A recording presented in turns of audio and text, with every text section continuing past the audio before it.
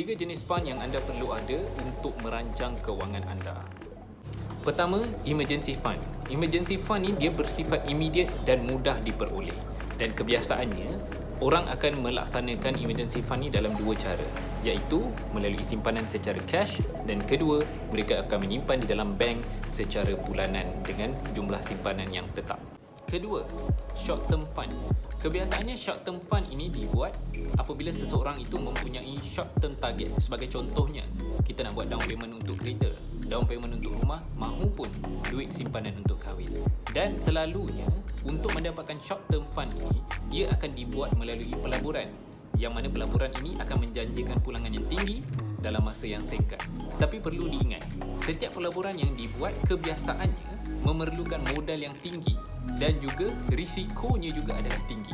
Jadi untuk short term fund ini harus dirancang dengan sebaik mungkin supaya kita tidak kehilangan modal yang telah pun kita laburkan dengan begitu besar. Dan fund yang ketiga adalah long term fund. Long term fund ini bersifat untuk long term planning, sama ada untuk kegunaan hari tua, wang persaraan, perancangan pendidikan anak-anak mahupun perancangan legasi keluarga pada masa hadapan. Jadi bagaimana long term fund ini boleh dibuat adalah dengan meletakkan ataupun mengagihkan sebahagian daripada duit gaji yang diterima secara bulanan untuk diletakkan sebagai fund yang tersimpan untuk jangka masa panjang.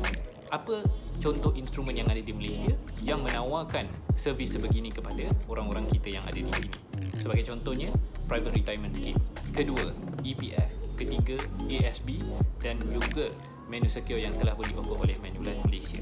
Jadi, untuk long term planning ini, dia lebih bersifat kepada constant dan selamat dari sudut return dia. Sebab dia tidak membabitkan jumlah pelaburan yang besar maupun komitmen yang terlalu tinggi. Sebab kita hanya mengagihkan mungkin 10% daripada duit yang kita terima sebagai gaji bulanan untuk disimpan sebagai kegunaan mungkin dalam 20 ke 30 tahun yang akan datang.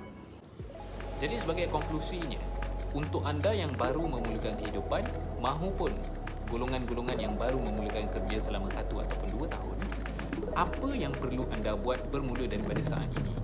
Dalam 3 fund yang telah saya ceritakan, ada 2 perkara yang anda boleh buat dahulu. Pertama, daripada sekarang, mulakan untuk ada satu emergency fund untuk diri anda, supaya bila masa anda perlukan wang atau perlukan duit untuk sesuatu emergency occurrences, anda boleh gunakan duit yang telah disimpan ini yang bermatlamatkan untuk emergency fund untuk anda gunakan pada ketika itu. Dan yang kedua, anda perlu untuk mulakan long term planning daripada sekarang. Sebab apa? Sebab pertama, ia tidak membabitkan sejumlah wang yang besar untuk anda simpan secara bulanan.